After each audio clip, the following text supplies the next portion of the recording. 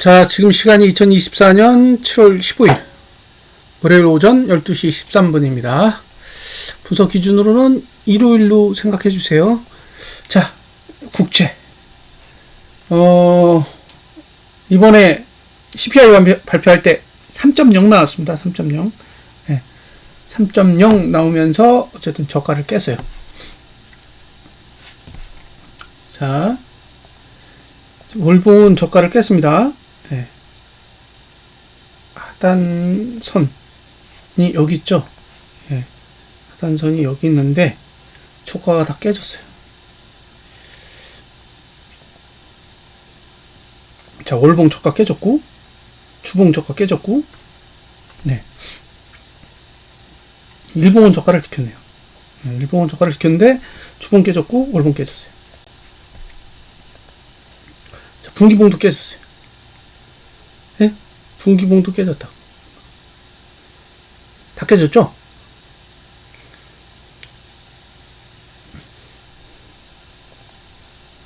자, 6개월봉. 6개월봉은 하단선에 딱 걸렸어요. 네? 자, 6개월봉은 하단선에 걸렸고, 저가 안 깨진 건 6개월 뿐이에요. 네? 6개월 뿐이라고. 3개월도 깨졌고, 와. 네. 월봉 다 깨졌어요. 자, 저가가 깨졌다라는 건 매수가 안 된다는 얘기죠. 네? 저가가 붕괴됐다는 얘기는 매수가 안 된다는 얘기예요. 그러니까 지금 월봉도 매수가 안 되고, 분기봉도 매수가 안 돼. 근데 문제는 뭐냐? 다 하단선 아래에 있어요. 네? 그러니까 매수는 할 수 있는데 저가가 어딘지는 몰라. 자, 이제 어떻게 해야 돼요? 저가 안 깨지면 사세요. 예? 저가 안 깨지면 사는 거야. 저가 깨면 계속 내려가는 거예요. 응? 저가 깨면 계속 내려가는 거라고. 자, 주봉. 네. 아래 열려있죠? 아래 열려있잖아. 저가 깨질 수 있다고. 네. 제가 봤을 때 이거 고가를 깨는 것도 문제가 없지만 저가를 깨는 것도 문제 없어요. 자, 이주봉. 이주봉도 저가가 깨지기 쉬워요. 그죠? 네. 그러니까 주봉과 이주봉을 봤을 때는 저가 방어 능력이 없어. 월봉은 깨졌고 주봉이랑 이주봉은 저가를 방어할 의사가 없어요. 그러니까 지금 당장 위로 올라간다? 라고 보기 어렵겠죠. 네? 지금 당장 위로 올라간다고 보기 어려워요. 오히려 밑으로 더 빠질 가능성도 충분히 염두에 두셔야 된다고요. 자, 매수는 할 수 있어요. 근데 저가가 방어돼야 돼. 자, 일봉이 저가를 방어한다든가 주봉이 방어를 한다든가 이주봉이 저가를 방어해야 돼요. 만약에 저가를 방어할 의사가 있으면 갭상승이 나오겠죠. 예? 그러니까 일단 위로 올라갈 생각이 있으면 갭상승이 나와야 돼요. 월요일에. 예? 감안하세요. 주봉이 저가를 지키면 산다. 예? 주봉이 저가를 깨면 일단 물러선다. 왜? 주봉이 저가를 깨는 순간 주봉, 이주봉이 다 깨지니까. 그러면 저가를 지키는 상황이 발생할 때까지는 이제 한 발 물러서서 봐야 됩니다. 신기한 건 CPI는 계속 내려가고 있어요. 네. CPI는 계속 내려가고 있어. 근데 실제로 6개월 차트는 말씀드렸지만 급등 차트를 만들어 놨어요. 네? 그러니까 6개월 봉은 급등할 수 있는 구조를 만들어 놓고 CPI는 내려가고 있다고. 근데 지금 상태에서 생각을 해본다면 CPI가 내려가고 있는데 이게 갑자기 급등할 수 있을까? 저는 그건 부정적이라고 생각하고 있어요. 계속. 왜? CPI가 계속 내려가고 있는 상황이기 때문에 이게 갑작스럽게 튀어가지고 급등할 것 같지는 않다는 거죠.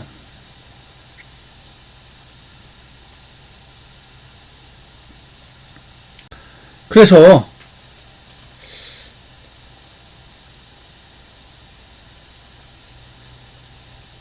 CPI가 급등해서 채권금리가 급등할 것 같지는 않다라는 게 일단 개인적인 판단이고, CPI는 계속 내려갈 가능성도 있다는 거죠. 지금 3.0인데 2점대까지 내려갈 가능성도 저는 열어둔다고 생각해요. 그럼에도 불구하고 CPI가 내려가는 상황에서도 채권금리는 급등할 수 있는 여지는 열려있다라는 게 무엇을 의미하는지는 한번 고민을 해보셨으면 좋겠어요. 6개월봉 기준으로 제가 이거 과거 데이터를 확인해 봤는데, 그러니까 기준선 26을 후행 스팬이 돌파하거나 붕괴한 케이스가 총 3번 있어요. 예? 그러니까 1917년인가? 그때 이후로, 그때 이후로 지금이 2024년이잖아요. 그러니까 대략 한 110년 정도 되는 기간 동안 골든한 적이 2번, 데드난 적이 1번이에요. 그러니까 이전에 데드난 케이스가 1979년에 있습니다. 그러니까 지금 그 스윙스팬이 기준선 26을 데드난 해가 1979년이에요. 이제 그 이후로 데드 상태를 계속 유지해가지고 지금까지 왔다가 골드가 난 거예요. 그래서 이 골드난 났다라는 이 상황이 가벼운 건 아니라는 거죠. 그러니까 110년 동안 지금 골드 데드가 3번밖에 없었다라는 거니까 굉장히 유의미한 상황이라고 보고요. 만약에 채권 금리가 급등한다? 그러면 사실 저는 그건 CPI 때문은 아니라고 계속 생각하고 있어요. 저는 CPI가 뭐 크게 오르지 않거나 내려갈 가능성도 충분히 있다라고 보기 때문에 결국엔 CPI로 인해서 채권 금리가 급등하는 게 아니라 다른 요인에 의해서 급등할 가능성이 있다는 거죠. 그게 뭔지는 저는 모르겠어요. 자, 그러니까 채권 금리가 내려가고 있는 건 미국뿐만 아니라 영국도 마찬가지잖아요. 근데 영국도 지금 미국이랑 똑같은 구조를 가지고 있단 말이에요. 급등할 수 있는 구조를 가지고 있다는 거죠. 그래서 만약에 미국이 채권 금리 관리에 성공한다면 반대로 영국이 실패할 수도 있지 않을까라는 상상을 해보는 거고, 그러면 뭔가 심각한 일이 미국이 아닌 다른 나라로부터 발생할 수도 있지 않나라는 추측을 하는 거예요. 파키스탄? 파키스탄이 지금 IMF 구제금융 계속 받고 있거든요. 근데 사실 이제 파키스탄 같은 경제 규모로는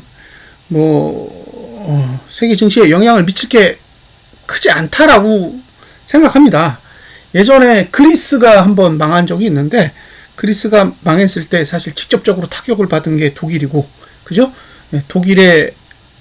독일과 이제 연결되어 있는 게 미국이다 보니까 독일과 미국이 동시에 무너지면서 사실 이제 증시 급락이 왔는데, 사실 파키스탄 증시가 급락한다고 해가지고 뭐 영향을 받을 나라가 뭐 그렇게 크지는 않을 것 같아요.